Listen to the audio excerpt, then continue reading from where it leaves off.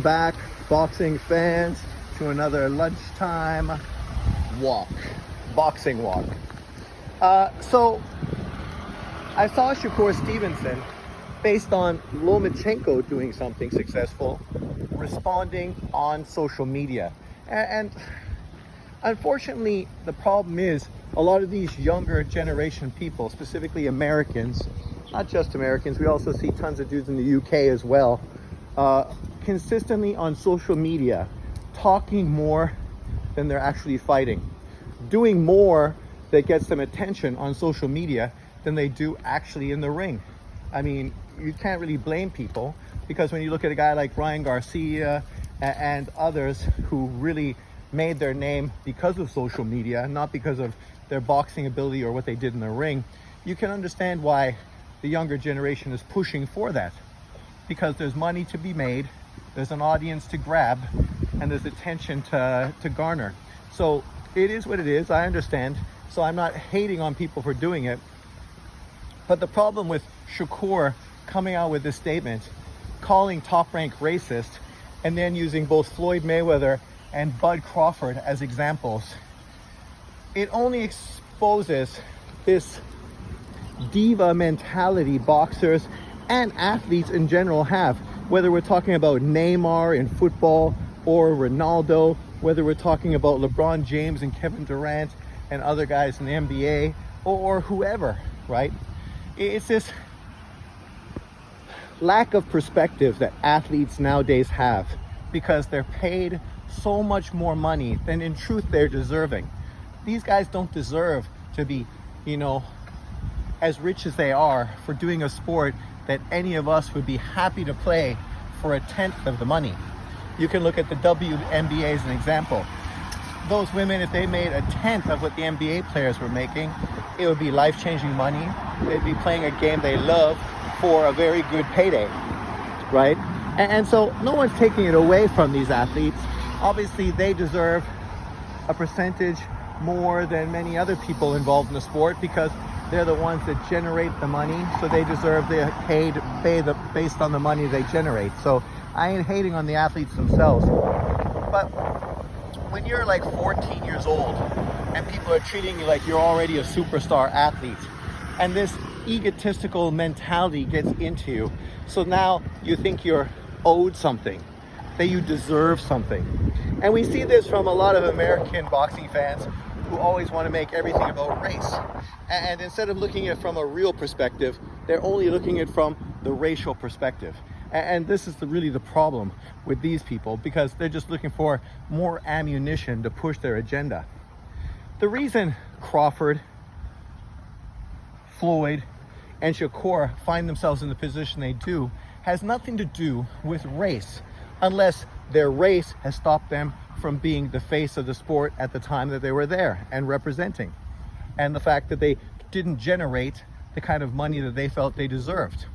And based on the money they generated, that's what they were getting paid. But let's get into it a little more. Obviously, some people are going to make this sound like I'm hating on people. I'm not hating, because this is athletes from every sport, every country, every race that have dealt with this kind of mentality, this egotistical diva mentality. This is something people accused Cotto of, when he was negotiating to get a fight with Canelo Alvarez, and he wanted to be the A side, even though he was never the A side. But because he put time in, had fights with both Floyd and Pacquiao, he felt he was the bigger draw than Canelo Alvarez, which is a fallacy. But this is the problem with many of these athletes. So let's start with Floyd to begin with, and then we'll transition to Crawford and then to Shakur. And you tell me what part of this had anything to do with race, except for their diva mentality that they need to make it about race, even when the truth is it has nothing to do with race, but it has everything to do with money. Top Rank and Bob Arum are about being profitable, having a promotional company that makes money. They're in it for themselves. They're in it to win it. Athletes are what they are, right? They get paid well to do something that they enjoy, but at the same time, in boxing, athletes have never sort of been overall treated like many other sports, right? You have some athletes at the top of boxing who are getting paid tens of millions of dollars. And then you get athletes in the bottom that are getting paid, you know, not even tens of thousands, showing you the discrepancy between these athletes. And what's the reason for that? It's, as I mentioned earlier, the money you generate. The money you generate is the money that you earn. If you are a Canelo Alvarez, you generate a lot of money, so you earn a lot of money. If you're a guy like Andy Cruz, a two-time Olympic gold medalist, right, from Cuba, who's now transitioning to living in the States, only had 3 professional fights. He's probably getting paid far more than he ever got paid as an amateur boxer for Cuba. But at the same time, when you consider his money compared to a Canelo Alvarez, it's not comparable, right? He's not getting paid nearly as much as Canelo Alvarez. And why is that? Well, because he doesn't generate money. He may never generate money because of his style, because of his personality, because he just doesn't transcend the sport like some people do. Some people are just bigger than the sport. Some people aren't. They're great athletes, they're great boxers, great football players, great basketball players. But they're not going to be Michael Jordan or Tiger Woods, Messi or Ronaldo or Beckham. An even better example, right? You know, this is just the way it is. But when people are making excuses, trying to justify their own diva mentality, they need to start making it about other people. They got to start pointing fingers. And a lot of cases with Americans, specifically Black American athletes, it always comes back down to race, whether it's true or not. Right now in American boxing, the one promotional company that's helping Black American boxers more than any other promoter, and this is by leaps and bounds, is Top Rank. Every single young, up-and-coming amateur fighter comes into boxing through the front door of Top Rank. And because of Top Rank, they are built up, they're set up for their future, they're given opportunities. Of course, they need to capitalize on these opportunities. And if they do, the financial rewards are going to be unfathomable. If they don't, it's likely that they will be cut and then have to find a new promoter to push them, because it is a dog-eat-dog sport where everybody is trying to get a piece of the pie. And the reality is there's not that much pie to go around.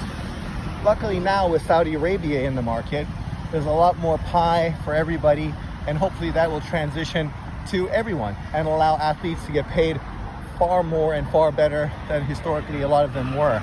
Or it just might be the top guys who really benefit, and the rest of them still suffer and still get paid less than they deserve. We will see moving forward. But you look at Floyd Mayweather as an example. This was a guy who came up in Oscar De La Hoya's shadow. And because of that, he was pissed off because he felt he was the best fighter. He had this diva mentality that he was this superstar boxer. But unfortunately, he was walking in the path of greatness. De La Hoya came out being a gold medal Olympian, being the golden boy, being able to transcend the sport of boxing and actually have casual fans pay attention to it, thus generating tons of money to the sport. He was literally a cash cow for Bob Arum and Golden Boy. He was the man, a pound for pound fighter, the fighter that drew women to boxing events, right?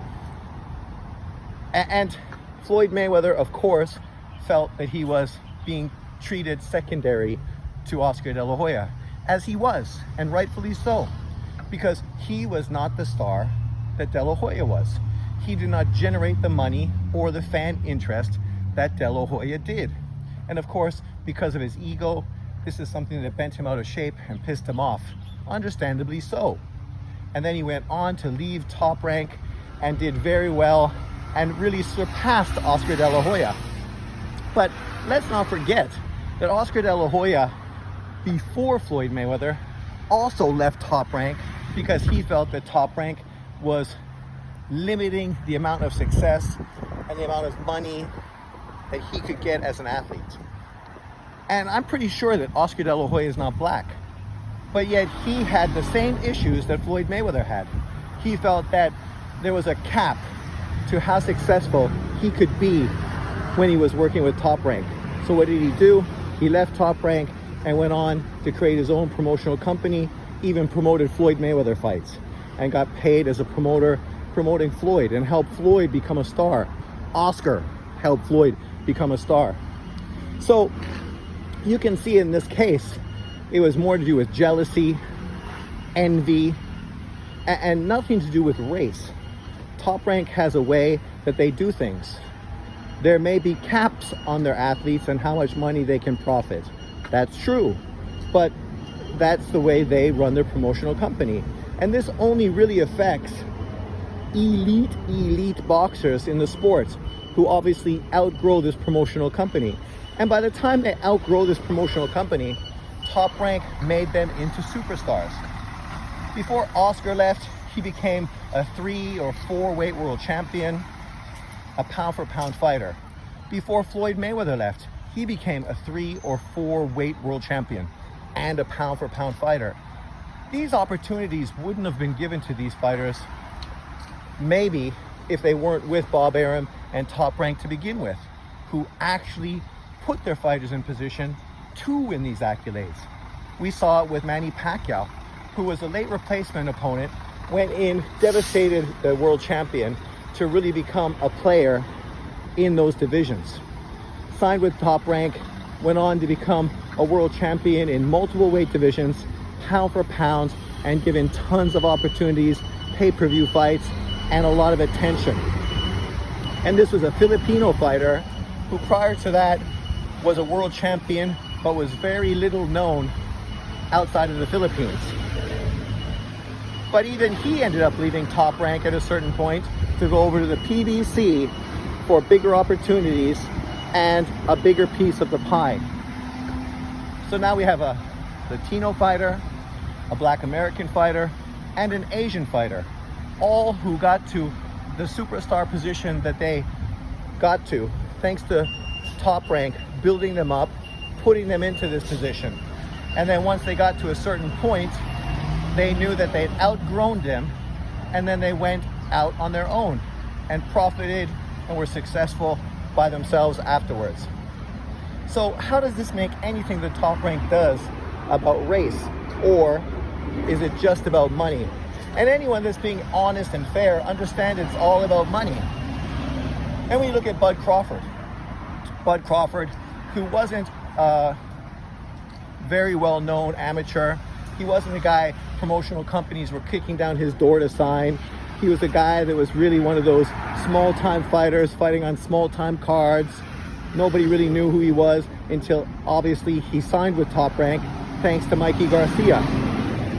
He signed with Top Rank, and then of course he started getting TV opportunities to showcase his skills. Obviously ended up getting a fight in Scotland to become a world champion, given opportunities to unify titles at 135 and to become undisputed at 140, even though a lot of big opportunities weren't available to him because the PBC had blackballed him at 140 pounds all the way to 147.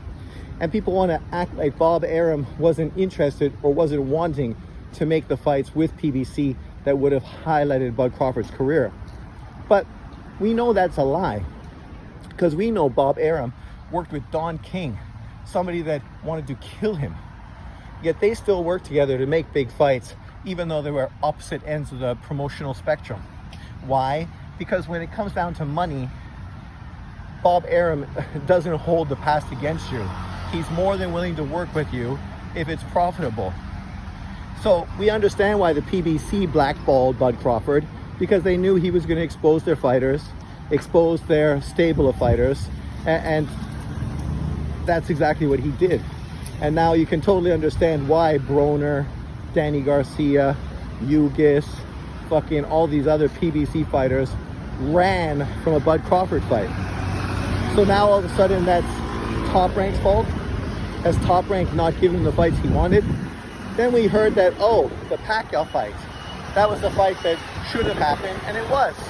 I was on Pound for Pound Boxing Talk back in the day pushing for that fight. I was. Whereas everyone else on that pool was against the fight, said that Pacquiao should retire, he's done, and acting as if that fight wasn't legitimate. And then, of course, Pacquiao went on to beat Keith Thurman, become a welterweight world champion once again, right? And then all of a sudden, negotiations for a Spence fight and a Crawford fight became relevant once more with Pacquiao as obviously a big name opponent. And that was literally years after that conversation on Pound for Pound Boxing Talk, when I was pushing for Crawford and Manny Pacquiao to fight. And obviously I'm a huge Pacquiao fan, but I understood the significance of that fight. And I understand the reason it didn't happen had less to do with Bob Arum and Top Rank than it had more to do with Manny Pacquiao and his team. After losing to Floyd Mayweather the way they did, they felt that Crawford was just too similar stylistically to Floyd Mayweather, and that the problems they had against Floyd, they would equally have against Crawford. So it just didn't make sense to move in that direction.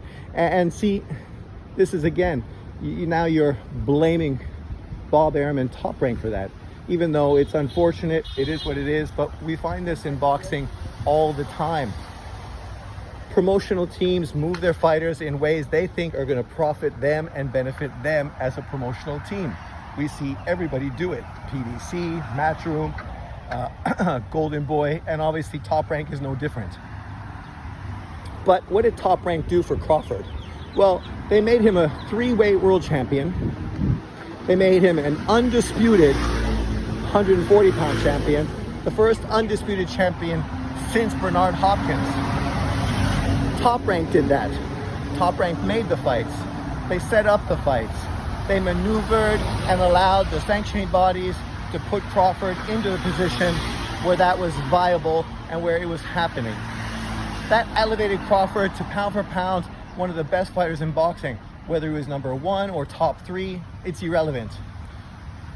The reason his star status was getting as much attention as he was getting was because of the work Top Rank put in to build him up and put him in positions to be successful. If he was with another promotional company, that may not have happened. Those opportunities may not have been available to him. But people ignore that. And then they ignore the whole point that when he left had also a lot to do with the whole SARS epidemic and how fighters weren't getting as many fights as they were supposed to get under contract. Hi ladies. I'm making a video. Boxing video. Now you're famous. See you. Oh, I don't think my audience cares about beautiful clothes. Oh, okay. My co-workers. So, as I'm saying, Crawford leaving Top Rank, even though he was guaranteed $4.5 million a fight with upside. If upside wasn't as much as he would have liked because he didn't generate enough money, because the opponents he was fighting didn't generate more money, it has more to do with the current position of pay-per-views in America than it has to do with Top Rank. The fact that the black boxing community was basically vetoing and blackballing Bud Crawford to support Errol Spence and the PBC, would buy his pay-per-views, but literally would go out of their way to not buy Crawford's pay-per-views.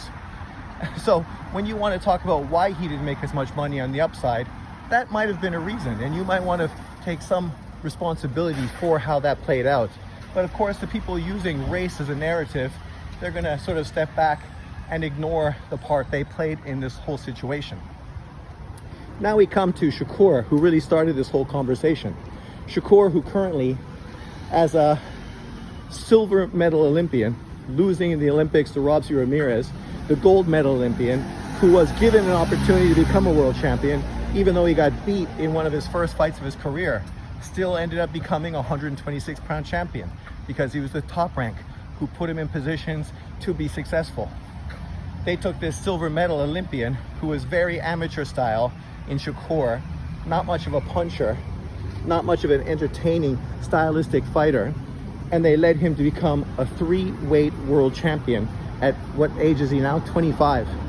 A unified champion even though he lost that on the scale because he was too fat and couldn't make weight in his last fight at 130 pounds.